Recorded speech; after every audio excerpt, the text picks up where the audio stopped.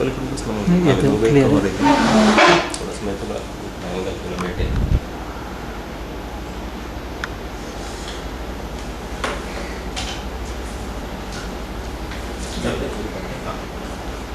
गोविंद जी, आपने कई महत्वपूर्ण साहित्यिक और नाट्य कृतियों पर फिल्में बनाई, जैसे कि हिंदी साहित्य का अगर ले तो विष्णु साहनी के उपन्यास तमस्कर, उसके बाद भारतीय साहित्य का अगर ले उसमें महाशिला देवी के उपन्यास पर 1084 की माँ काफ़ी चर्चित फिल्म रही.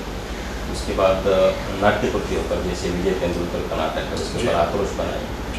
उसके बाद महेश जी के नाटक पर पार्टी बनाई. एस डी कनौलकर के कहानी पर आपने अर्ध सत्य बनाई जो काफ़ी चर्चित रही. और विदेशी नाटककार भी और जो है जिसमें कि स्टेनबर्ग है, गिब्सन है, या फिर अभी लोरका है, इनके कृतियों पर आपने पिता द फादर जो बनाए और रुक्मा देवी की हवेली ये फिल्म बनाई नाट्य कृतियों पर. तो ये नाट्य कृतियों पर या साहित्य कृतियों पर जो फिल्में बनाई उसके साथ जो है आपने बहुत अच्छी तरह से न्याय किया है, बहुत अच्छी तरह से सफल तरह से उसका फिल्मांकन किया है. तो ये कैसे संभव हुआ? सबसे पहले तो जब हम किसी भी साहित्यिक कृति को लेते हैं, ये ज़रूरी होता है कि हम उस कृति में देखते क्या है, हम उस कृति को मतलब बनाना क्यों चाहते हैं. मेरा विचार और मेरा जो अप्रोच है वो ये रहता है, उस कृति में कुछ ऐसी चीज़ रहनी चाहिए जो मुझे और मेरी सेंसिबिलिटी को और जिन चीज़ों में मैं विश्वास रखता हूँ उन चीज़ों को रिफ्लेक्ट करेगी. और फिर ये होता है कि मेरे लिए बहुत ज़रूरी होता है कि सबसे पहले मैं किसी भी साहित्यिक कृति का कि उसका एक असेंस क्या है, संवेदना, उसको है संवेदना.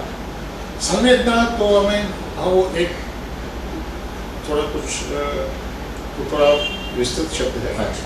मतलब उसका जो असेंस है, उसका जो उसकी आत्मा है, पहले उसकी आत्मा को पहचाना जाए. जब हम उसकी आत्मा को पहचान लेते हैं एक बार, तो हमको लगता है कि हाँ इसकी आत्मा ऐसी है जिसके साथ मैं सहमत हूँ और ये मुझे अच्छी लग रही है और मुझे ऐसा लग रहा है कि इससे जो मुझे प्रेरणा मिल रही है या जो मुझे एक्सपीरियंस मिल रहा है वो मैं दूसरों के साथ शेयर करूँ अपने मीडियम से. मेरा मीडियम सिनेमा है, तो सिनेमा के थ्रू मैं उस कृति को शेयर करना चाहता हूँ. तो शेयर मैं उस तरह से करना चाहता हूँ जैसे मैं देखता हूँ, आपके विचार से. हाँ, वो मेरे पॉइंट ऑफ व्यू से होना चाहिए. वही कृति अगर आप पढ़ेंगे तो आपकी दृष्टि से हो सकता है उसका जो असेंस है, उसकी जो आत्मा है वो कुछ और हो. तो एक ही किसी भी कृति की एक ही आत्मा नहीं होती, उसकी उतनी ही आत्माएं होती हैं जितने उसके रीडर्स होते हैं. हर आदमी उसमें अपना अपना अपने अपने तरीके से उसको देखता है और अपनी अपनी चीज़ें उसमें देखता है. तो वो जब फिल्म मेकर किसी भी कृति को उठा के उसके ऊपर फिल्म बनाता है तो उस कृति की आत्मा फिल्म मेकर की आंखों से देखी जाती है. तो मुझे जितनी भी कृतियाँ आपने कही, चाहे वो विजय तेंदुलकर जी हों, चाहे यूरोपियन नाटककार हों, चाहे महाश्वेता देवी हों, चाहे भीष्म जी हों, उसमें मुझे ऐसी ऐसी चीज़ें नज़र आई जिनके साथ मैं पूरी तरह से सहमत था. और मुझे लगा कि ये एक सशक्त कहानी है जिस कहानी को अब मुझे दो चीज़ें करनी है. एक तो उसे किताब से बाहर लाके ऑडियो विजुअल रूप में मुझे स्क्रीन पे लाना है और दूसरा ये है कि मुझे अपनी दृष्टि से अपने फिल्टर से उसको पास करके दूसरों के साथ मुझे शेयर करना है. लेकिन इस प्रोसेस में जिस दृष्टि से मैं उस किताब को देख रहा हूँ वो दृष्टि कायम रहनी चाहिए. तो ये दो चीज़ें जो है कंबाइन होती हैं और फिर उसके हिसाब से स्क्रिप्ट डेवलप होता है, उसके हिसाब से सीन्स डेवलप होते हैं. कई बार तो ऐसा भी हुआ है कि जैसे विष्णु साहनी जी की जो किताब थी उसमें दो कहानियाँ मैं उनकी अलग से जो पब्लिश हुई थी उसी पार्टीशन के बैकग्राउंड पे वो भी मैंने उसमें इंक्लूड कर दी। 1084 की मांग में मुझे कुछ सीन्स थे जो मुझे लगा कि इसमें और सीन्स ऐड होने चाहिए। हाँ। तो माशुदा जी से मैंने रिक्वेस्ट करी और उन्होंने वो एडिशनल सीन्स लिख के दिए। और फिल्म का जो अंत है उसमें थोड़ा सा बदलाव बिल्कुल है। हाँ। और वो भी बिल्कुल उनके साथ कंसल्ट करके हो। हाँ। तो मैं चाहता हूँ अगर राइटर इस वक्त भी हमारे साथ है तो सबसे पहले तो राइटर को ये मालूम होना चाहिए कि मैं उनकी कृति को किस दृष्टि से देख रहा हूँ, और अगर वो भी सहमत है मेरे विजन से तो ये बहुत अच्छा हो जाता है और बहुत आसानी से बात हो जाती है। और फिर वो जो राइटर के साथ जो रिलेशनशिप होता है वो एक डायलॉग का रिलेशनशिप हो जाता है, एक पार्टनर का रिलेशनशिप हो जाता है कि एक क्रिएटिव प्रोसेस में जिसमें उन्होंने अपनी कृति लिखी, अब उस कृति को नए मीडियम में लाया जा रहा है, उसमें भी वो हमारे साथ पार्टनर है। मैं उनको पार्टनर बना के चलता हूँ और ऐसा नहीं होता कि वो हर चीज़ अप्रूव करे ही करे। मैं उनको कहता हूँ कि मीडियम की जैसे मीडियम एक मीडियम से दूसरी मीडियम में जाते हैं तो उसमें कुछ बदलाव आएंगे, लेकिन उसकी आत्मा को उसके साथ खिलवाड़ नहीं, उनके साथ बिल्कुल खिलवाड़ नहीं हो। तो जब उनको ये इस बात का विश्वास हो जाता है तो वो संबंध बहुत अच्छा हो जाता है। तो ये जितनी भी फिल्में आपने मेंशन करी प्रोसेस यही है। और ये एक खास बात है कि आपने उस कृति के लेखकों को पटकथा में सम्मिलित किया, या उस प्रक्रिया में आपने लिया, और इसी वजह से वो काफ़ी उनके भी जो कमेंट्स है इन फिल्मों पर की जो कृति है उससे कई बेहतर ये फिल्में बनी है उनकी कृतियों पर, वो भी काफ़ी संतुष्ट दिखाई देते हैं। क्यों वो उनको मैंने अपना पार्टनर ही बना लिया था। सही बात है ना। और ये मैं इस तरह से मुझे ये कहना चाहिए कि मैं भाग्यशाली रहा हूँ कि जितने भी राइटर्स के साथ मैंने काम किया है वो उनके साथ मेरा अच्छा तारतम्य जम गया और बहुत ही अच्छी स्पिरिट में वो काम हुआ। और एक सवाल है, ये पार्टीशन पर, देश विभाजन पर बहुत सारी कृतियाँ लिखी गई हैं, लेकिन तमस उपन्यास में आपने ऐसी कौन सी विशेषताएं देखी है जिसने आपको फिल्म बनाने के लिए आपको उसकी तरफ आकर्षित किया? देखिए, मैं पार्टी विभाजन का बच्चा हूँ। और जब से मैंने ये सोचा है कि मुझे फिल्म लाइन में जाना है, इससे पहले मैं बेंगलोर जाके मैंने ट्रेनिंग दी, उससे पहले ही मैं सोचा था कि इस सब्जेक्ट के ऊपर फिल्म बननी चाहिए। और मैंने कई किताबें भी पढ़ी और जितनी किताबें उस वक्त अवेलेबल थी, और सबसे जो महत्वपूर्ण किताब थी और बड़ी किताब थी वो थी झूठा सच, यशपाल जी की। वो जब मैं पढ़ने लगा तो मुझे लगा कि ये बहुत ही विस्तृत है और उसको मैं हैंडल ही कर पाऊँगा। सही बात, बहुत बड़ा उपन्यास, 1200 पन्नों के ऊपर, बहुत ही खूबसूरत उपन्यास और बहुत ही महत्वपूर्ण उपन्यास है झूठा सच। लेकिन मेरी हिम्मत नहीं पड़ी थी कि मैं उसको हाथ लगाऊं। उसकी वजह यह है कि मुझे अपने आप पे विश्वास नहीं था कि मैं उतनी स्केल को हैंडल कर पाऊँगा, और उस स्केल को देखा जाए तो उसके लिए उतनी रिसोर्सेज भी चाहिए, उतना पैसा भी चाहिए, और उस वक्त तो ये संभव नहीं था। बहुत पहले की बात है। तो गांधी फिल्म बन रही थी, तो गांधी फिल्म जब बन रही थी तो मैं रिचर्ड एटनबरो, ऑस्कर विनिंग जिसके कैमरा, मैं उस फिल्म में सेकंड यूनिट कैमरामैन और डायरेक्टर था, और दिल्ली में हमारी शूटिंग चल रही थी। तो पूरा एटनबरो साहब वगैरह सब पूरा यूनिट नहीं था उस टाइम पर। तो एक दिन शाम को मैं श्री राम सेंटर चला गया वहाँ दिल्ली में, और वहाँ पर एक छोटी सी किताबों की दुकान थी। मैं वहाँ ऐसे ही घूमने निकल पड़ा क्या क्या, तो एक सबसे ऊपर एक किताब पढ़ी हुई थी जिसका नाम था तमस। मुझे नाम अच्छा लगा और संभव मुझे ऐसा लगा अच्छा था, मैंने किताब निकलवाई तो उसको देखा तो मुझे लगा कि ये तो पार्टीशन के ऊपर है, तो मैंने इंस्टीट्यूट के ऊपर किताब ले ली। मैं कब पढ़ते हैं, मुझे भीष्म जी के बारे में कुछ पता नहीं था उस वक्त, क्योंकि उस वक्त तक बहुत बड़े साहित्यकार हो चुके थे, मुझे बिल्कुल पता नहीं था। किताब मैं लेके आ गया, होटल में पड़ी रही, 1 हफ्ते तक मैंने फॉलो भी किया। उसके बाद एक दिन हम शूटिंग से ज़रा जल्दी लौटे, तो मैंने कहा चलो किताब को शुरू करते हैं। तो मैंने पढ़ना शुरू किया तो एकदम किताब में मेरे को जकड़ गया, पहले ही पैराग्राफ से। फिर मैंने उसको नहीं छोड़ा जब तक मैंने उसे खत्म नहीं किया। तो उसके बाद मैंने सोचा अगर करना है तो ये एक ऐसी कृति है जिसके ऊपर फिल्म बनाई जा सकती है और बननी चाहिए, और मैंने सोच दिया इसको मैं बनाऊँ। 3 वजह है।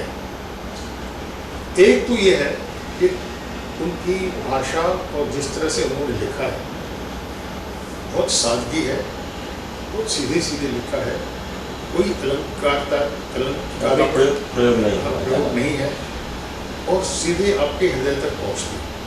उसमें बेसिकली राइटर की ईमानदारी दिखती है मुझे। दूसरा, वो खुद जो है, बाद में जब मैं उनसे मिला तो मुझे पता नहीं चला, वो खुद बहुत ही कंपैशनेट किस्म के व्यक्ति हैं, दयावान व्यक्ति, और अपना इंसानों को बहुत ही कंपैशनेट दृष्टि से देखते हैं। वो उनके ऊपर जजमेंट लगाने की कोशिश नहीं करते, ये अच्छा है, ये बुरा है, ये वो है, वो है, ऐसा कुछ नहीं। वो हमेशा इंसान को समझने की कोशिश करते हैं, किस स्थिति में उसने ऐसा किया है, तो क्यों किया है, क्या मजबूरियाँ है। तो उनके कैरेक्टर्स हमेशा सजीव होते हैं, ये मुझे बहुत एक अच्छी बात लगी। किसी भी कम्युनिटी के ऊपर उन्होंने जजमेंट पास नहीं की, ये कम्युनिटी गलत थी, ये मुसलमानों ने बिल्कुल ये गलत किया, और हिंदुओं ने ये सही किया, या हिंदुओं ने गलत किया, इन्होंने ये सही किया, या अंग्रेज़ों ने सब करवाया। ये इसमें सब पॉइंट्स ऑफ व्यू हैं, लेकिन जजमेंट नहीं है। सबको जैसे है उस दृष्टि से देखा गया है, और पूरी इस ट्रेजेडी को एक मानवीय ट्रेजेडी के रूप में देखा गया कि इसमें एक ऐसी स्थिति जिसका बेसिकली जो ध्येय था वो पॉलिटिकल था, लेकिन उसको हासिल करने के लिए इंसान की कितनी बड़ी कीमत चुकानी पड़ी, कितने लोगों की जाने गई, उसका किसी ने सोचा नहीं सोचा। तो उन्होंने उसको पॉलिटिकल बैकग्राउंड में होती हुई एक बड़ी त्रासदी की तरह से उसको देखा। तो पॉलिटिक्स का भी अंदाज़ा हो जाता है, लेकिन असली जो है फोकस जो है वो इंसानी त्रासदी के ऊपर है। और नंबर 3 उनकी जो क्वालिटी ये रही है, ये किताब उनकी बाहर आई 1974 और ये विभाजन हुआ 1947 से। नियरली 30 ईयर्स का अंतर जो है, टाइम गुजर गया उसमें। तो मुझे लगा कि जब ऐसी बड़ी घटना घटती है तो एक इमीडिएट रिएक्शन होता है, इमीडिएटली फिक्शन में और नॉन फिक्शन में चीज़ें बाहर आती हैं। और मैंने ये देखा है कि वो जो रिएक्शन होता है वो ज़्यादातर बहुत भावात्मक होता है, तो इमोशनल रिएक्शन और स्ट्रॉन्ग रिएक्शन। भीष्म जी ने इसके ऊपर त्रासदी के ऊपर किताब लिखी 30 साल के बाद। वो जो उनको अरसा मिला, वो जो उनको डिस्टेंस मिला, उसकी वजह से एक ऑब्जेक्टिविटी उसमें आ गई, एक रिफ्लेक्टिव क्वालिटी जिसको कहते हैं कि उसके ऊपर सोचने का उनको टाइम मिला। थोड़ा डिस्टेंस की वजह से वो मतलब वो इमोशनल होकर नहीं निकल रही थी, ऐसी चीज़ें जो अभी तक उनके हृदय को छू रही थी उनको याद करके वो लिख रहे थे। तो वो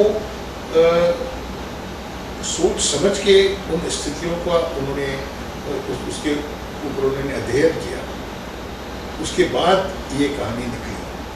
तो ये इमोशनल रिएक्शन नहीं था,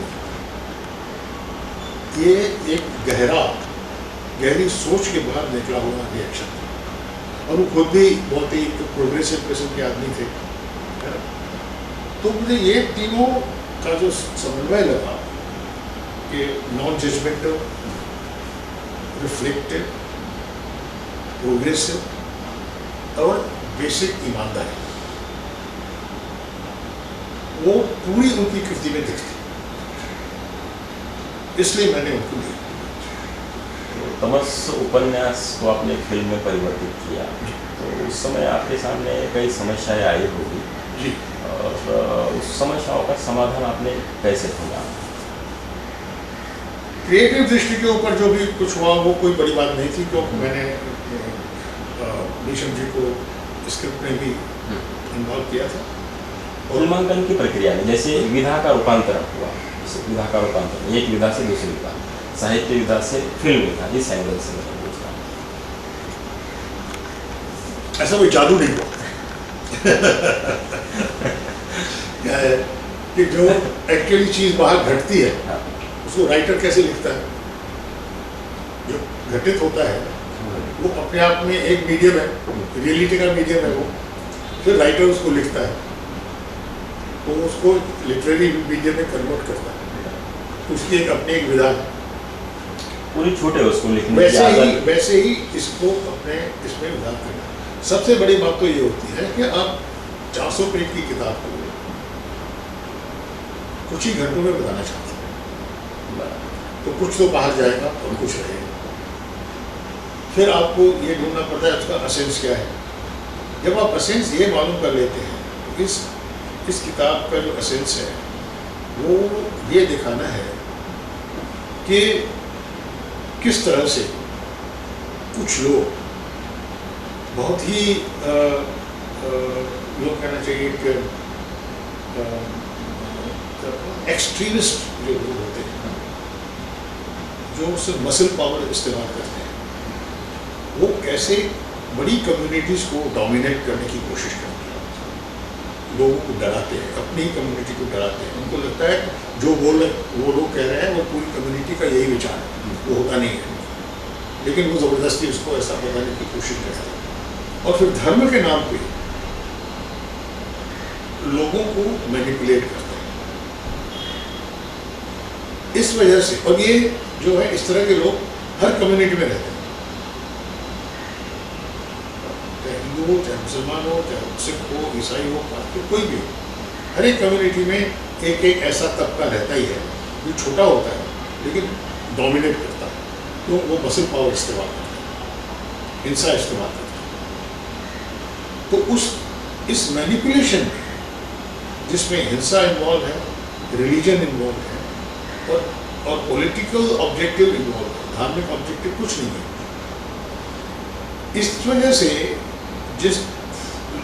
इस चीज़ को हासिल करने के लिए जिस तरह से लोगों को इस्तेमाल किया जाता है, उनको मैनिपुलेट किया जाता है, उनकी लाइफ की कोई परवाह न करते हुए उनको भड़काया जाता है, तो वो जो ट्रेजेडी होती है उसमें अल्टीमेटली आम आदमी ही मरता है। और अगर आम आदमी ये जब घटनाएं शुरू होती है उसकी अगर वो असली